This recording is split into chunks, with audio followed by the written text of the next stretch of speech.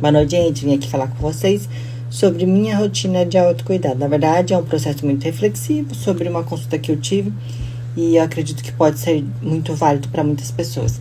Porque eu estava conversando com o meu gastro sobre uns exames que eu tinha feito e aí tinha uma caneta de Ozempic na mesa dele. Eu perguntei para ele sobre os estudos, sobre o efeito que dá depois que para. Ele falou que era uma caneta de uso contínuo e tal, porque realmente tinha um efeito rebote, tudo e tal. Normal, né? Daí ele me perguntou sobre as demandas, né, da clínica, tudo, né? Se eu tava trabalhando muito, que tinha muita demanda. Daí eu falei, tem muita demanda, mas tem muita demanda exatamente por causa disso aqui, apontei a caneta.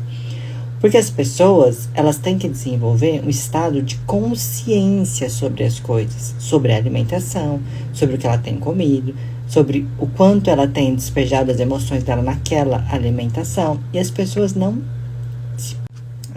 têm se apegado a isso, né? Eu vou entender o que está acontecendo com as minhas emoções. Por que eu tenho comido tanto? Por que eu estou tendo tantos gatilhos mentais? Por que eu estou tanto despejando emoções nesse prato de comida, né? E doce, enfim. Então, é isso que as pessoas não percebem ou não querem enxergar. Então, por que existe a demanda da clínica? Porque as pessoas precisam de autoconhecimento. Precisa olhar para esse dentro.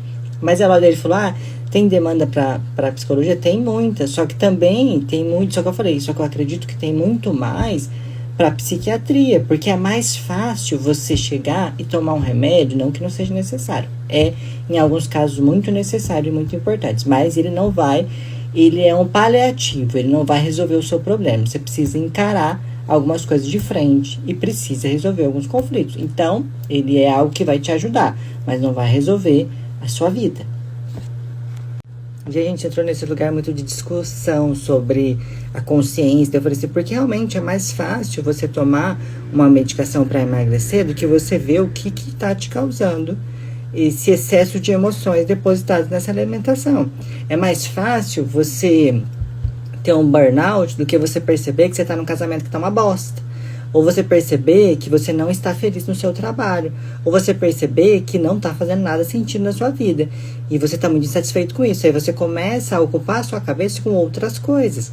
E aí essas coisas vão para onde? Geralmente, se você tem hora extra para fazer, se você consegue se enfiar dentro de um trabalho, você fica ali o tempo todo. Que é para não pensar em outras coisas. E é nisso que você mede a sua qualidade de vida. A qualidade de tempo que você consegue passar em silêncio, consigo mesmo, sem nada ligado, e com a sua própria consciência, de perceber como esse corpo tem se sentido.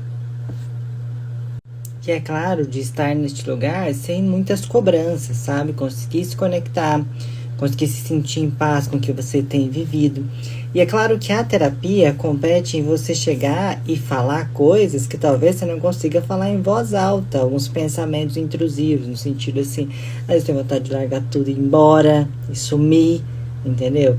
Às vezes eu tenho vontade de esfaquear alguém, às vezes não sei, se minha mãe tivesse morrido, ia ser melhor, entendeu? Não sei, porque às vezes se meu marido morresse ia ser um fardo a menos, entendeu? Então esses pontos que são falados, mas que fica no sigilo terapêutico, obviamente, são pontos que são extremamente importantes, não porque você tem que falar para um terapeuta, mas porque você tem que se escutar na sua própria fala. E essa própria fala, de chegar a essa conclusão, que é aquele gatilho que sai do seu inconsciente nessa fala, que faz com que você repense algumas coisas. E assim, admitindo isso, pensando sobre isso, porque a gente tem essa grande capacidade de mentir para si mesmo, o ser humano tem isso, de ficar tapando o sol com a peneira, porque às vezes você não quer terminar, porque a relação não tá boa já há muito tempo, já tá muito ruim há muito tempo, mas você fica levando, porque todo mundo é casado, porque você tem seus amigos, porque você tem filho, porque você tem isso, que você tem aquilo.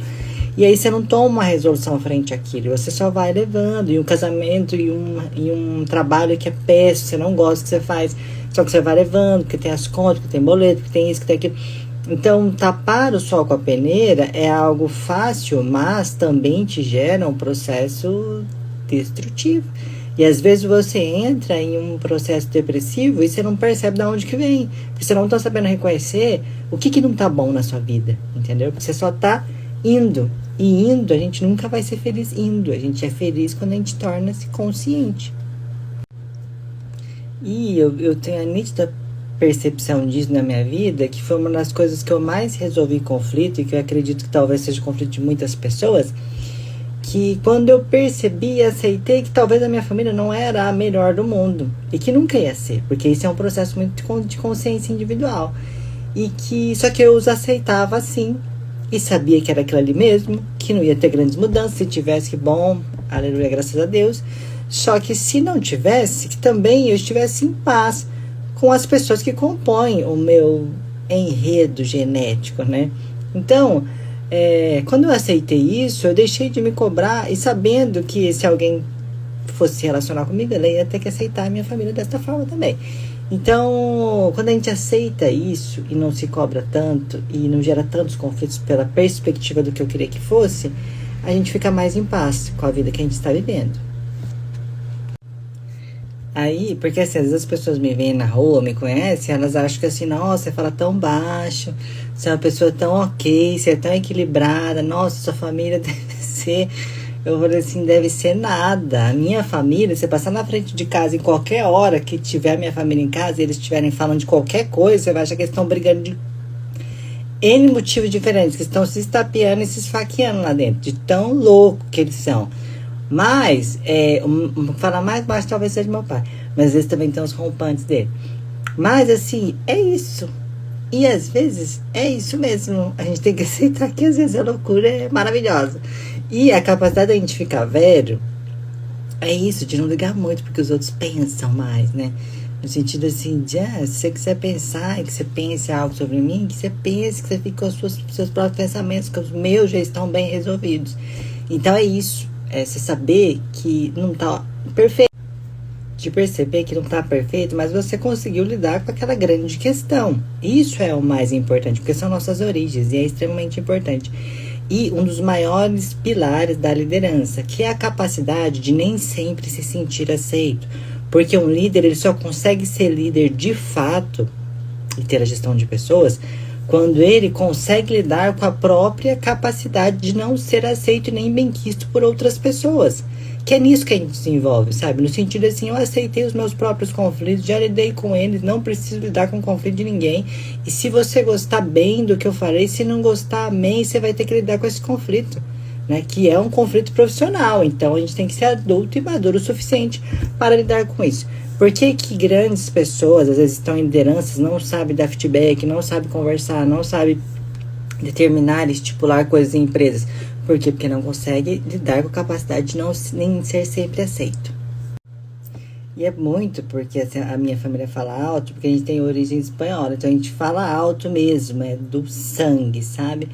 Mas, e aí de repente tá todo mundo falando alto, e daí eu já começo assim, por que vocês estão gritando? E tá todo mundo gritando, eu também. Então, é tipo isso.